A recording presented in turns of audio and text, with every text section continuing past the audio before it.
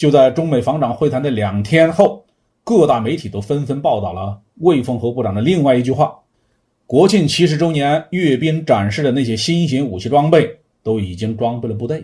我想这才是最能让美国人收敛的东西吧。各位网友大家好，欢迎来到包明说。这期话题我们说一说中国防长当面告诫美国防长，在台湾问题上中国军队不惜一战。在新加坡第19届香格里拉对话会上，中国国务委员兼国防部长魏凤和在与美国国防部长奥斯汀会面的时候，严正地告诫美国人，如果有人胆敢把台湾分裂出去，中国军队必将不惜一切代价坚决粉碎任何台独的分裂图谋，坚决维护国家主权和领土完整。香格里拉对话会是亚太地区安全对话机制中规模最大、规格最高的多边会议。香格里拉对话会的组织者是伦敦国际战略研究所，东道国是新加坡，但实际的推动者是美国国防部。这个会的主要目的是给东亚地区的安全问题定调子，因此呢，每次香格里拉对话会都能够吸引区域内重要国家的领导和军方的高层参会。中方在会谈中当面向美国防长说出这种掷地有声又充满浓烈的警告意味的话，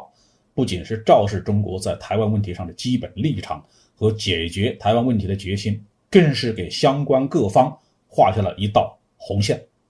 魏凤和部长的话主要是说给3个方面的人听的。首先当然是美国。这一次中美防长的会面是拜登政府执政以来中美防长的首次见面。第一次见面，中国防长就直白地说出在台湾问题上中国军队不惜一战，意义非同寻常。近年来，美国为打压中国大打台湾牌，妄图在台湾问题上牵制中国。美方不但地掏空一个中国的政治基础，大肆售台武器，更有甚者，拜登总统还多次明确地表态要防卫台湾。因此，中国防长中国军队不惜一战的表态，就是明确地告诉美国，你美国要干涉中国武统，要防卫台湾，那中国军队就不惜和美军一战。其次，不惜一战是说给那些不在场的，但是对介入台湾蠢蠢欲动的美国的这小喽啰们说的。比如日本、澳大利亚这些国家，要么想借台湾问题浑水摸鱼，达到重新军事化的目的，要么就是想向美国表忠心，刷存在感。他们有时候跳得比每个主子还高，叫得比每个主子还凶。中方的这一表态意在告诉这些国家，别以为有美国在后面撑腰，你们就可以肆意妄为，中国军队和美军都可以不惜一战，何况是你们这些小喽啰啊。最后这句话是说给岛内的某些人听的。岛内民众中有一大批人至今还认为有美国的保护，解放军不会真的发动武统。魏部长的话是给岛内那些迷信美军的民众浇了一盆清醒的冷水，当然也是给台独势力的强烈警告。事实证明呢，外交斗争中把丑话说在前头，有时候反而是有好处的。你要是太客气太含蓄了，反而容易给人打擦边球的机会。